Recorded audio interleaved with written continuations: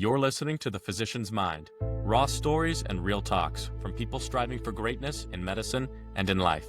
This is where ambition meets action and where the relentless come to level up. I'm your host, Curtis Wilkerson. Thank you so much for listening. Let's get right into it.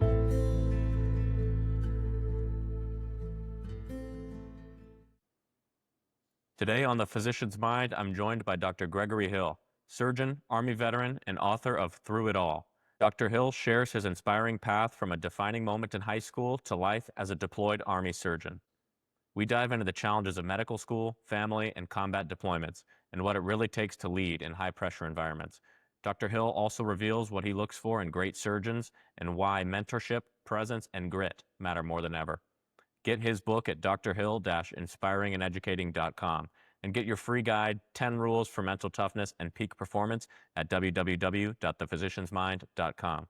If you enjoyed this episode, please share on Apple Podcasts, Spotify, or YouTube. Let's grow the Physician's Mind community. Thank you so much for tuning in and enjoy the episode. So, Dr. Hill, you've spoken about a defining moment in high school in a vocational program where you were able to observe a surgery in action. Can you take us into that room and tell us what you saw and how that experience changed the trajectory of your life? Yes, thank you. So, as a part of the vocational program at John R. Bookto High School in Akron, Ohio, as an introduction to the program, students were placed into various groups to visit the hospital, and I was in a group that visited the Department of Surgery. And so there's probably about 6 or 7 of us there, and we went into the operating room. However, we were given instructions not to say anything, keep your mouth shut, don't say anything unless someone talks to you, sort of the same kind of things that your parents would tell you when you're with people in public. But nevertheless, when we got into the operating room, and it was typical as one would expect, the lights were on, the tables full of instruments, green covering there, and there was a surgeon there by the name of Dr.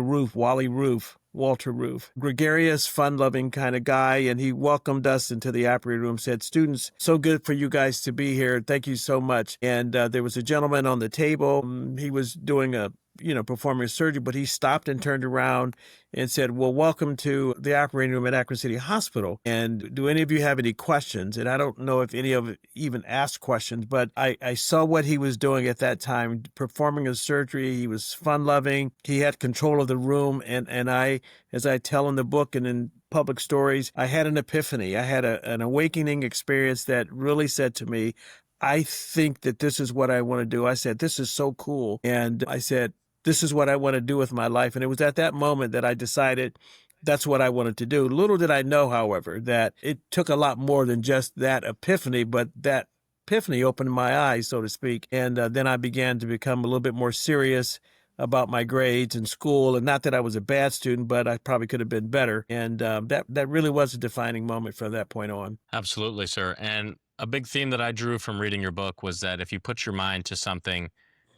you can make it happen for yourself despite various challenges or forms of adversity. And in your story, you ended up choosing Ohio University Heritage College of Osteopathic Medicine over some other paths due to finances. Could you share with us how that decision shaped your identity as a physician and as a leader? Yeah, that's a great part of the experience and the story as well. I finished I attended Baldwin Wallace College in Berea, Ohio, which is southwest of Cleveland by 14 miles and probably 30, 40 miles from Akron. But my counselor, John Hilliard, he was a PhD biologist and was my advisor. And during the pre-med experience, as you well know, you interview and you talk to your counselor and advisor, and he advises you on places to apply and things like that. So he asked me a question one day. He asked me, did I know anything about osteopathic physicians? And I said, well, I knew of some. And he talked to me about Ohio University being a new osteopathic school opening up in Athens, Ohio. And he said, it's a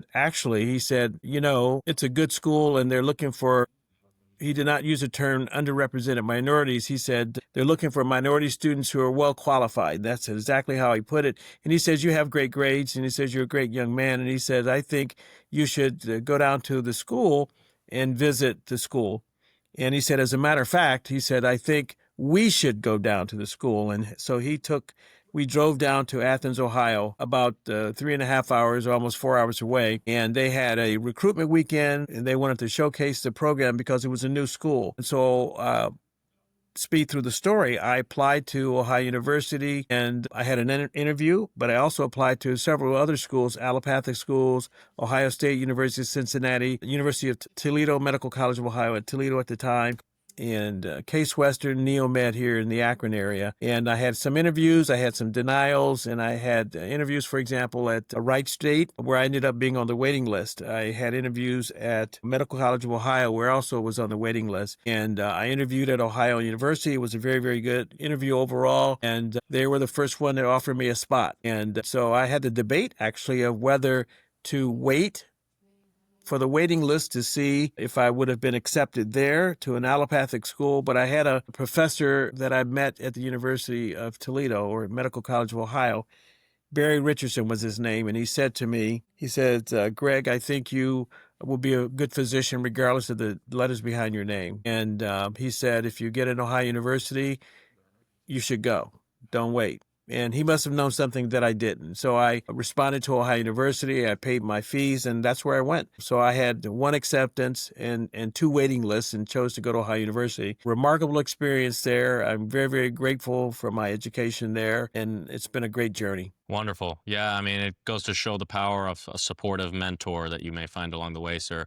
And can you share with us some unique challenges that you faced in medical school and how you overcame those challenges? Sure. I think the challenges that I had in medical school are probably those that are common to medical schools. One, figuring out how you're going to finance your education. And as you well know, 70 to probably 80% of most medical students have some sense of financial aid package, whether it's private loans or HEAL loans. Back in the day, they were called HEAL for Health Education Assistance loans, and those are federally funded loans that the student would apply for. And there's all types of scholarships out there. I got my share of scholarships, but I ended up taking out student loans, albeit not as much as students take out these days, obviously with the cost of inflation and things like that. The average student today takes out probably between $250,000 $275,000. Some take out more, some take out less. So I didn't take out that many loans. When I finished Ohio University, my debt was probably about $100,000. The other challenge is I was married at the time, and my wife at the time was not able to get a job in Athens, Ohio. Let me rephrase that. There was not a job that would pay her what she was making in the Akron area. So we agreed to live separately, and I would go home on weekends when I could to be with the family. Absolutely. At the time, I also was a parent. I had a child at that time, and so that was also a challenge as well. And so trying to navigate school, finances, family issues were probably the most challenging at the time. Well, I appreciate you sharing that, sir, because a big theme of this show is resilience and strength. And when people are vulnerable to share the challenges they've experienced, oftentimes there's somebody else in a similar situation. So it's always good to hear how people have overcome their unique challenges. So let's move on to your internship and your residency years. And forgive me if I butcher the name of this hospital here. Is it Cuyahoga Falls General Hospital? Cuyahoga. Cuyahoga Falls General Hospital. You eventually Yeah. became the chief resident there.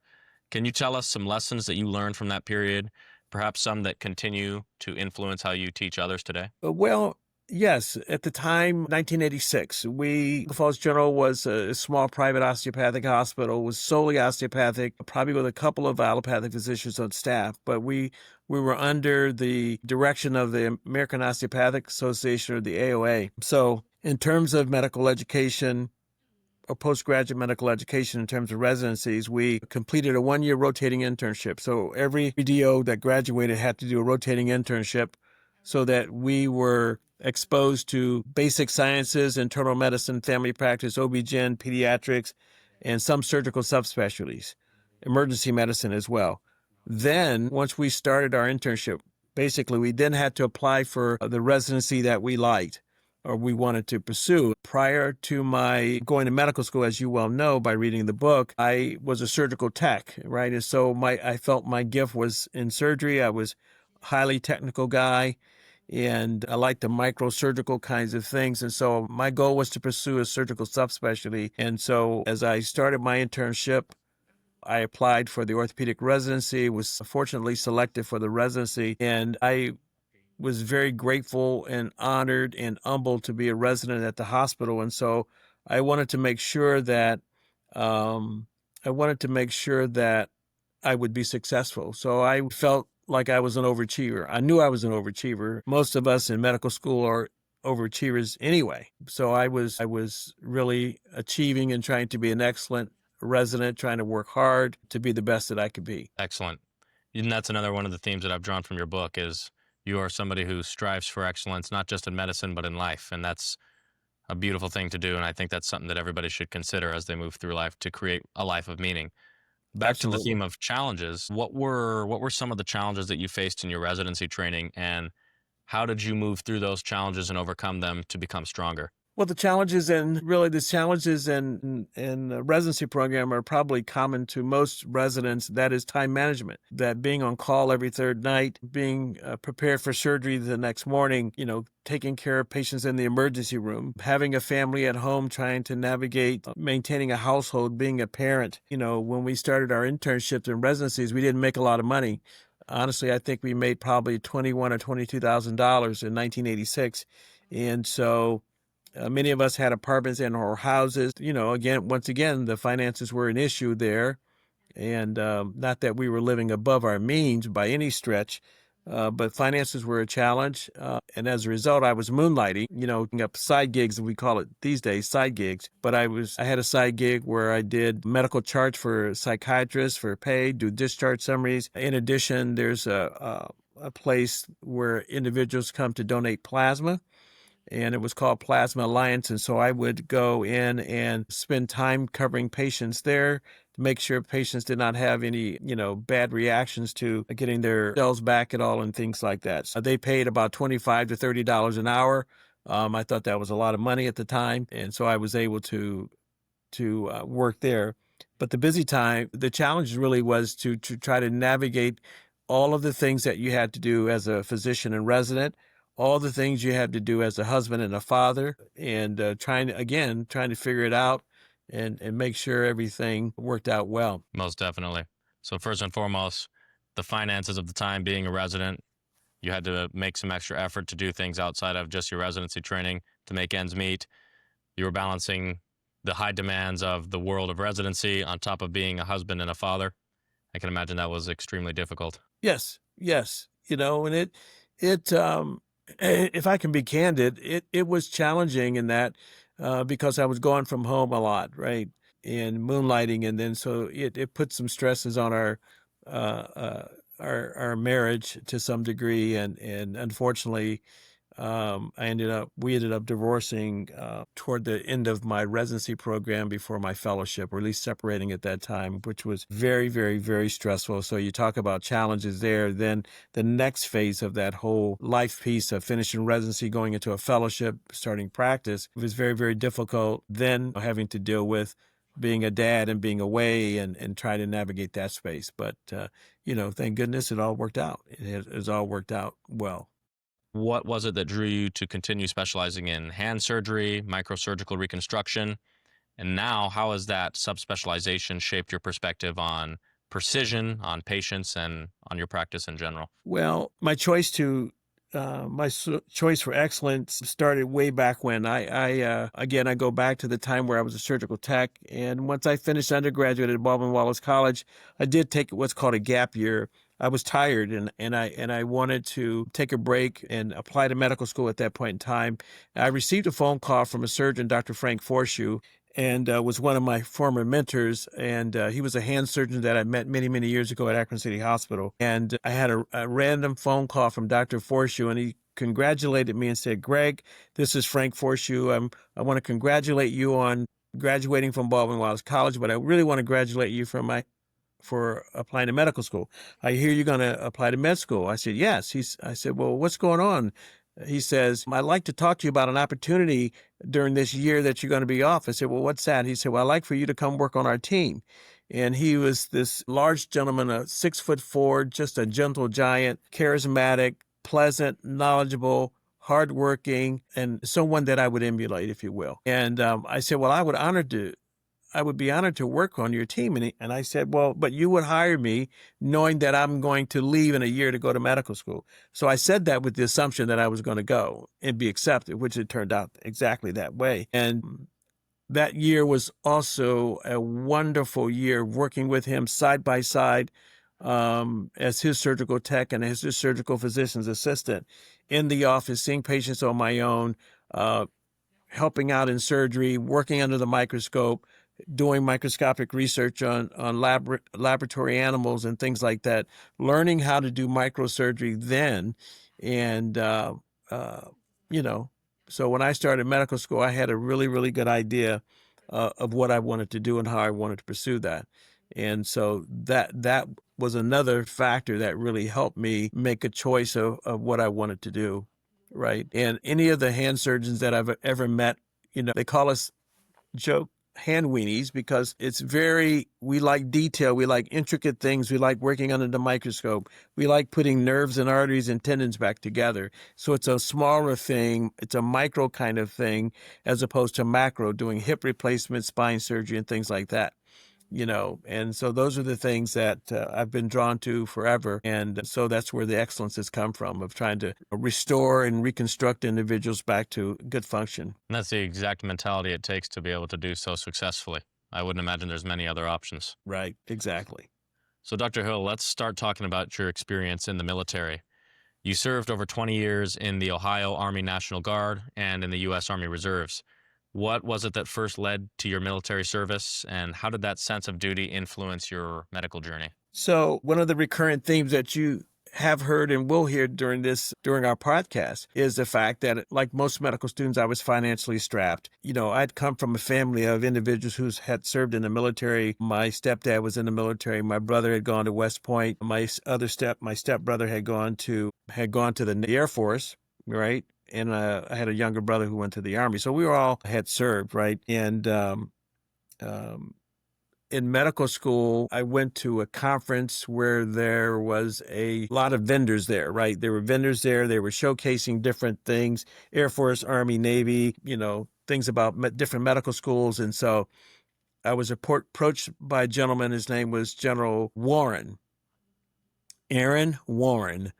And he was, I think he was a 1 or 2-star general at the time. And he was dressed in his Class A's, and he presented himself so well, and he took an interest in me. But of course, I think he was trying to sell a program, and he was. And he was, trying to encourage us to join the United States Army Reserves and the Ohio Army National Guard and let the military help you with your surgical experiences, because as a reservist, we had opportunities to train at national or at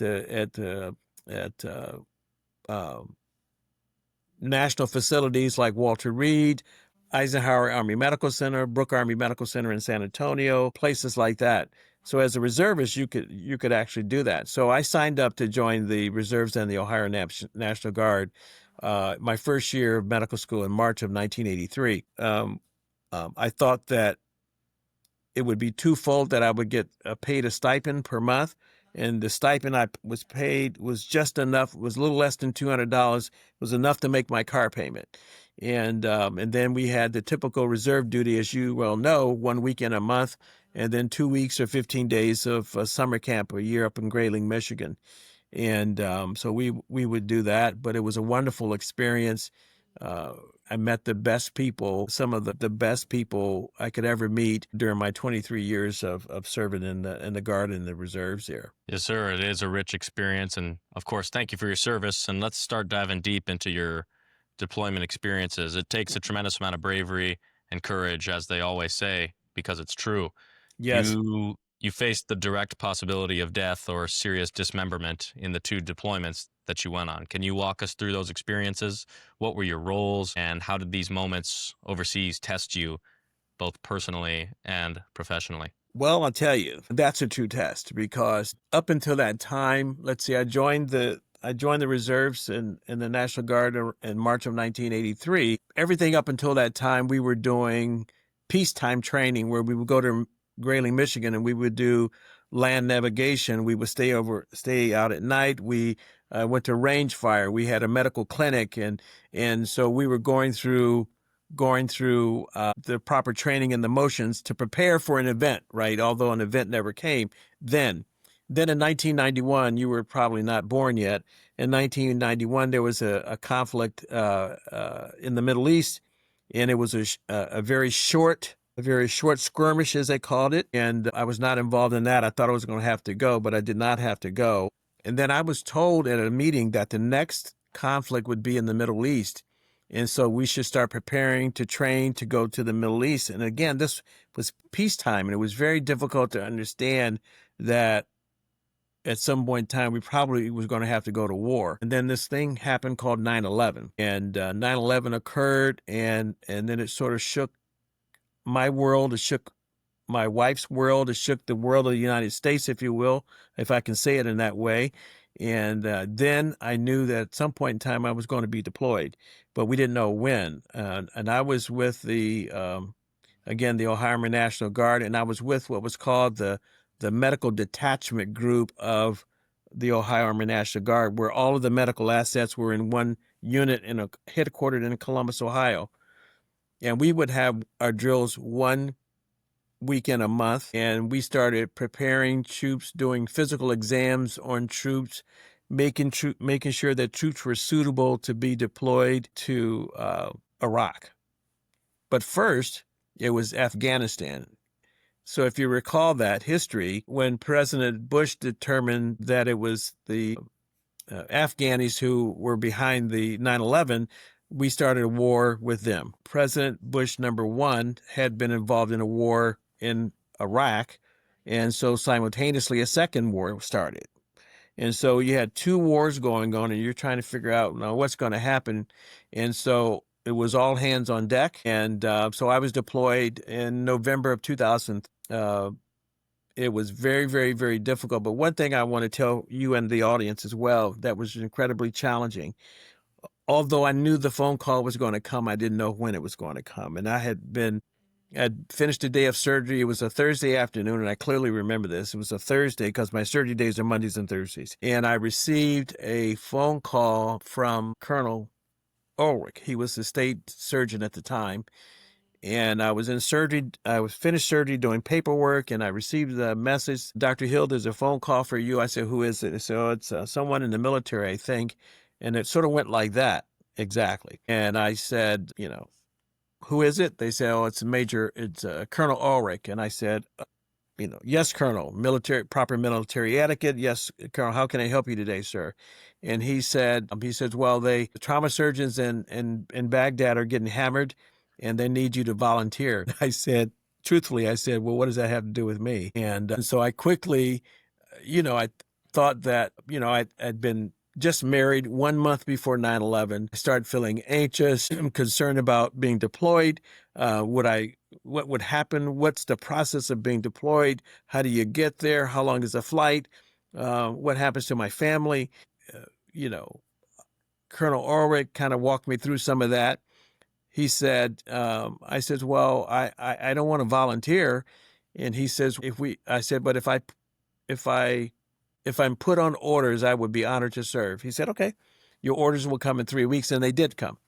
And so the next phone call was with my wife. And I was somewhat emotional by that and fearful and anxiety ridden and scared about the whole process. The third call was to my mother to tell her that I was going to be deployed. And she sort of thought that I was too old to be deployed. And so that process started. The fourth phone call was with my partners, and I mentioned to them that I was going to be deployed to leave, and I'm going to Iraq for minimum 90 days and probably 4 months away. So I was deployed 1 week before Thanksgiving in 2003. My pre-training mobilization site was Fort Bliss, which is in El Paso, Texas. And there you do your pre-mobilization training. It's physical activity. It's physical training. It's, again, lab navigation. It is learning how to simulate life in the desert. It's range fire, all of those things in preparation to being activated. There are things relative to paperwork that you have to do. You have to make sure your will is in order. You have to make sure your life insurance is in order.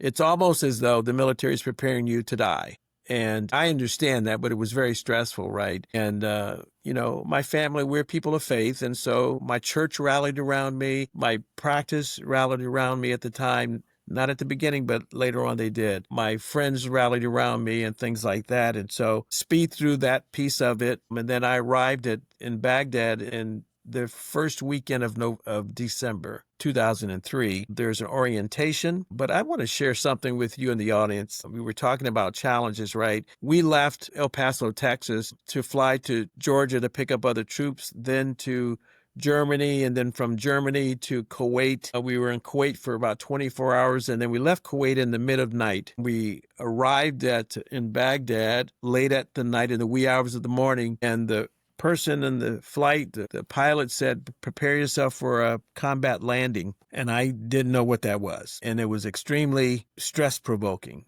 I had significant anxiety regarding that. And I said, well, what does that mean? He says, well, it means that we were going to come in fairly steeply. And I realized that I had no control. That I had no control about this entire experience at that point in time. But we arrived safely, and the following morning, I was briefed in terms of what my assignment was going to be, and and there I functioned not as a hand surgeon, not as a hand weenie. I functioned as a level 1 trauma surgeon. It was a wonderful, wonderful experience because I had an opportunity to do what I was trained to do, to take care of patients, not to worry about insurance, not to worry about billing, things like that, not to worry about pre-authorization. If a surgeon was injured, or even if an enemy combatant was injured, I would take care of them. And it was very stressful to take care of enemy combatants at the time that injured our own people, right?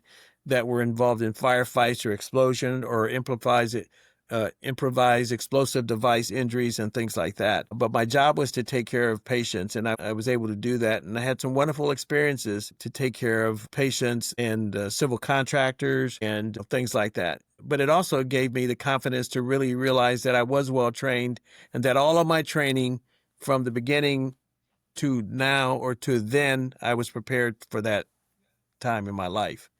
But it was a wonderful experience. I probably didn't think about it at the time like that because it was so stressful, and very, very stressful on my wife and my family. But because at any moment in combat, you don't know if you're going to be attacked by a mortar or roadside bomb and things like that. And so, en route to my second deployment on the road, we encountered a roadside bomb. Fortunately, I was not injured at all and things like that, but significant experience. I'm very proud of my work there. I think I did some good work in taking care of people. Can you see that picture right there? That gentleman's name is Michael Weiskopf. Michael Weiskopf was a Time magazine reporter who was doing a story on the soldiers in Iraq. They were doing maneuvers at night, and a young man was running down the street and threw a grenade into his vehicle. He didn't know what it was, and he picked it up and he threw it out the window, but it detonated at the time before he was able to get it out of there. So he lost his hand, and I was the person on call taking care of him that night. And luckily, I was a hand surgeon. And so he and I spent several hours together. He had a second surgery about 24 to 48 hours after that, and then we shipped him to Landstuhl, Germany. But I later received a phone call from him once I came back to the United States, and he wanted to let me know that he wanted to thank me for my care and wanted to know if I actually remembered who he was. I said, absolutely. How could I forget a famous person like that? But he thought he wasn't famous. I took care of him, and he said he was going to write a book and wanted to put me in the book. So, so that book is on my shelf. So it's a great book, but it's about his experiences in the war, being taken care of by me and other soldiers, going to Landstuhl, Germany, and then he was transferred then to Ward 57 at Walter Reed Army Medical Center. Ward 57 is the amputation floor, and he felt that he was not going to experience any of the feelings and experiences that the soldiers had, only to find that he did, regardless of whether he was a person in the military. But the stress of the injury, being away from his family, having surgery, having had subsequent surgeries and things like that. So maybe in a nutshell, that's what my experience was all about, is just being able to take care of people at a high level, whether it was personal or soldiers, some wonderful experiences and wonderful opportunity to work for our men and women of the United States Armed Forces. Just a great experience. Absolutely. And I just want to take a moment to recognize that it truly takes a special person to be able to embark on such an experience with so many degrees of chaos pretty much in every moment. Absolutely. Absolutely. You don't know what you're going to encounter. Um, and we were in the green zone, which was a fortified area, and it might have been about 6 or 7 miles fortification, but it was cement barriers all around. All there was, I think, three entrances into our camp, but there were guards. It was a guarded post there. Everybody there to protect those that are in, and keep those out that are not supposed to be there. But it was a potentially dangerous area, and just remembered after I came home. Um, there was an area, I'm going to use a term, you probably understand what a flea market is, right? In Baghdad, they had a flea market in the green zone where we'd go buy trinkets and buy blankets and Walkmans and flash drives and all kinds of things, right? Later, after I came home, there was a bombing in that area. And before that period of time, I had questioned about the safety of being in that area. And we ended up losing a couple of troops there, unfortunately. But it was a wonderful experience overall, taking care of some people, some of my best friends, still, I still talk to there as well. We talk to people on Facebook as well. My commander for my second deployment, he lives in Mississippi or New Orleans, in that area. And we talk each other as well. So just a wonderful opportunity to take care of people, as well. And we appreciate your service as well. Your career is just starting as a second lieutenant or a butter bar, but you'll have a blessed career and an opportunity to travel the world and take care of some good people. Thank you, sir. Much appreciated. Yep. In the book, you noted, of course, the journalist who sustained the injury to his hand. There's another individual involved in the grenade attack. And then initially, you mentioned caring for a patient with some gunshot wounds to the legs. So, if you had to estimate, how many patients did you take care of over those two tours? Before I knew that number, there 90 days boots on ground. So I was gone about 4 months, and I think I did between 90 and 100 surgeries during that time. So probably about 30, 30 a month. They're a bit busy, but a lot of it was level one trauma. It was, gunshot wounds. Some of the most devastating wounds we took care of were burns, which are hard to take care of. The people sustained such trauma and disfigurement, things like that. But there was roadside bombs and small caliber injuries, large caliber injuries, open fractures, small caliber injuries and things like that. Yeah. And you mentioned taking care of enemy combatants who had gotten injured. What did it feel like to be the physician taking care of the enemy that you guys were there to fight? Well, that's a very, very good question, and that issue came up while we were deployed, and um, you know, I got promoted to lieutenant colonel while I was in active duty. It was an active duty promotion. It was a wonderful experience, and my point of mentioning that is, as lieutenant colonel, as a physician, you are expected to be a leader, and at times leaders have to make tough decisions, regardless of what people subordinates think. We have to make decisions based on information that we have at the time, and sometimes it's not a very warm and fuzzy decision. And by that, I mean, we had enlisted individuals who were very frustrated that we had to take care of enemy combatants, or there was a shortage of blood supply, right? There was a shortage of blood for soldiers, right? And so at one point in time, we almost had a protest, verbal protest, I'll put it that way. Let's just call it complaining. Soldiers wanted to complain about taking care of a bad guy or an enemy combatant when they had injured our own soldiers. And I finally said, just do your job. Do what you are supposed to do at this moment, at this time. You don't have the option of refusing to take care of a patient, because it would be insubordination. Insubordination is not following an order, and that's a whole nother issue, right? And so we did not have any problem. We had some verbal complaints and things like that, but at the end of the complaining, the soldiers did their job. They provided the instruments. They did a good job, and they took care of all of our people, as well as the enemy combatants, right? And it was very, very frustrating to do that, but someone had to step up and be responsible. And at one of the facilities, I actually was the second in command. We had the commander, and then we had me as the lieutenant colonel, but I was on the medical side, not the administrative side. So I was one of the highest ranking medical officers there at the time. So, on the topic of leadership, sir, what lessons did being in the military teach you about leadership under pressure? And how do those lessons play into your work being a program director today? Very, very good question. I think again that being involved in leadership in the military helped prepare me for what I am now by showing me what leadership is all about. Leadership is not about raising Cain or raising hell, if you will, but it's about taking care and caring for a group of people who are your subordinates and trying to do the best that you can do to support the mission, right? In the military, it's supporting the mission.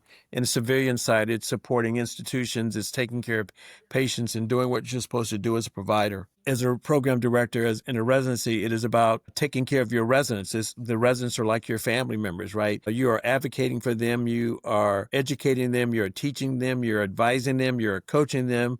But at the same time, you're partly an administrator because you represent the hospital. So, and that's sort of what a mentor does, right? You have to represent the student. You're representing the person who's learning as well, but you have to take orders at the same time from the administrative side. And so I've learned to listen. That's one of the biggest things I think you have to do. I think you have to maintain your calmness under pressure. You can't fly off the handle. We had a medical school professor who would always say, in the heat of the battle, stop and take your own pulse, right? In the heat of the battle, stop and take your own pulse. Don't fly off the handle. Be calm under pressure, take in information, think about it, pray about it, and make your decision based on the information that you have, right? Relationships are very important as well, with your junior leaders as well, in terms of being able to disseminate information to them as well. For example, when we have chief residents, level 5 residents, we disseminate information to them, and they dissemination down the chain of command to the junior residents, third year, second year, first year residents, and the interns. Absolutely. So So we have the military has really helped me understand leadership, and I'm always trying to figure out whether I'm a good leader or not, and I want to be better despite being the age that I am. the journey of improving leadership skills, I don't think ever ends. Correct. I'm learning that. I'm learning that. I'm learning that. So being a good listener, being able to be calm under pressure. You mentioned taking your own pulse before entering the situation. I think they also call that a tactical pause in the Yes. military scenario, Yeah. right? Yeah. Being able to take that tactical pause and developing strong relationships with all of your team members, critical leadership lessons. So, as we continue on this topic, you have been a mentor to countless young physicians. So, as you work with these surgeons in training, what are some of the qualities you look for in these future surgeons? And what do you think is one of the most underrated skills in medicine today? Oh, the ability to listen, the ability to listen, the ability to pay attention to detail. What I look for, as you were at the program in Texas, you may have had a chance to listen to us do our show and tell of our programs, right? One of the things that I look for are those who have a high level of commitment, right? Work ethic. Work ethic is incredibly important, right? We don't want anyone in our program who's lazy because it won't work.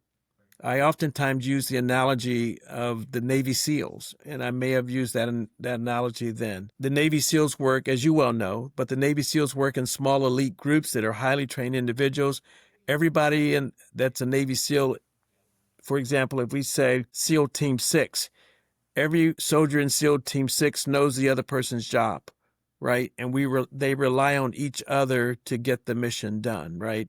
They're no different than orthopedic resident, right? We have residents 1 through 5. We have 10 residents, 2 spots for each year.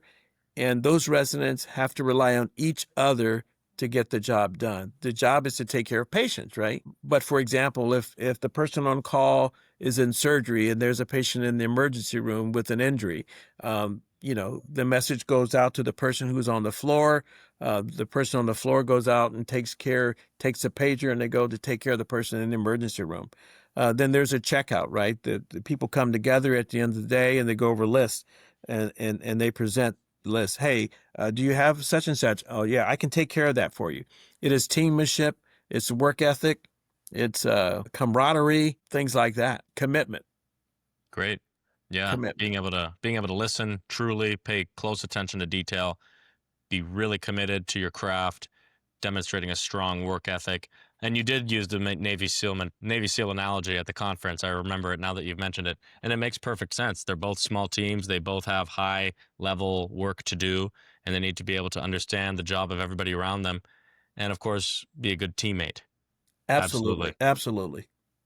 Some of my biggest takeaways from your book was demonstrating a commitment to excellence in medicine and in life, and largely having the courage to face difficult situations. I was very inspired by your stories in the military. So I want to ask you, what part of your story do you think most readers are impacted by, and why do you think that is? Because those were my examples, but what do you think are some of the most impactful parts? I think probably some of the most impactful parts are the earlier parts of the journey, in that not that many students will join the military or the reserves. Some have, and I've talked to some who have.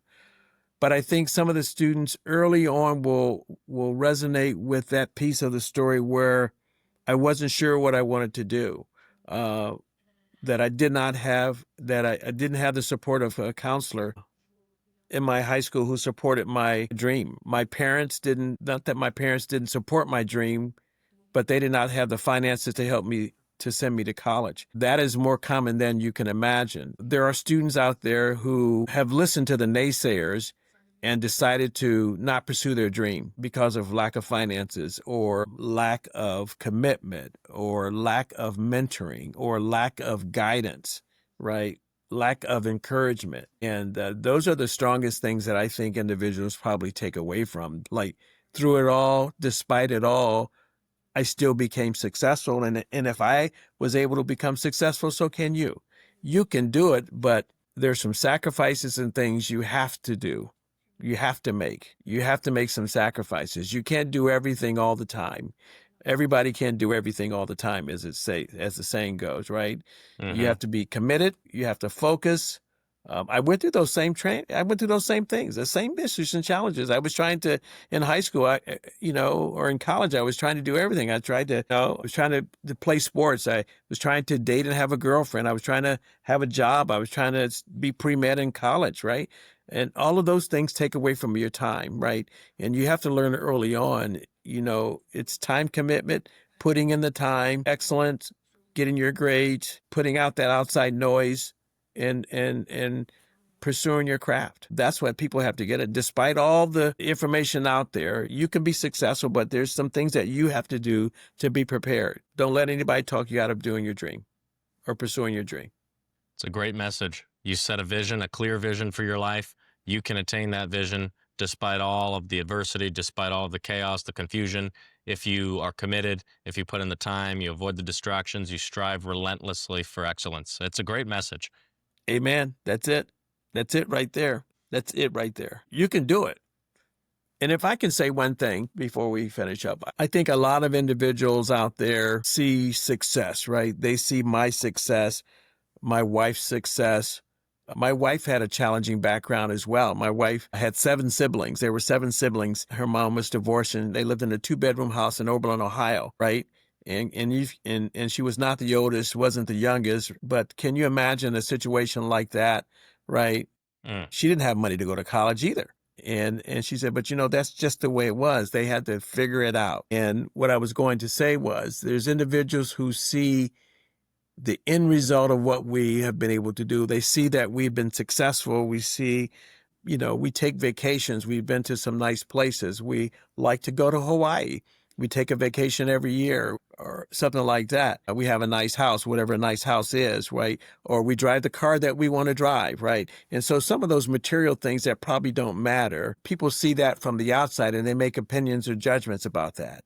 And they say, oh my God, I want to have that life. You can have that life, but there's a sacrifice that you have to make for that life. It is perseverance. It is time. It is excellence, right? And one of the biggest things my wife and I agree on is perseverance. You just can't, I don't want to go to school for 6 years. Oh, I don't want to go to school for 8 years. It takes too long. But I want to have the same salary that you're going to have. It doesn't work that way. And you don't have to be a doctor, but just do something. But do what you want to do and be prepared and do it well. That's the message. That's the take-home piece. Boom. Exactly right. You don't have to be a doctor. You don't have to be a lawyer, engineer. You don't have to be world class, but whatever it is you do, Take the time to do it well, persevere through the hardships, put in the time, and strive for excellence. There will be hardships, regardless of what you do. There's going to be hardships. You can figure it out, but it's going to be hardships. Everything is not meant to be easy. And the fact that you can navigate through the hardships is a wonderful thing. A wonderful thing. Absolutely. Yes, there's a reason we have the ability to think through those situations. Right. Absolutely. Dr. Hill, as we wrap things up here, sir, do you have any last pieces of advice that you would like to share with the audience? Not any more than I've said there toward the end, that anybody and everybody can be successful. It requires information. It requires surrounding yourself with great people who do what you want to do, right? If you have an opportunity to shadow someone, if you're thinking about being an engineer, or you're thinking about being a surgeon, if you're thinking about being a carpenter, whatever it is, reach out to those people and kind of figure out what you want to do. Don't decide in your senior year of high school that you're going to be an engineer and you didn't do well in math.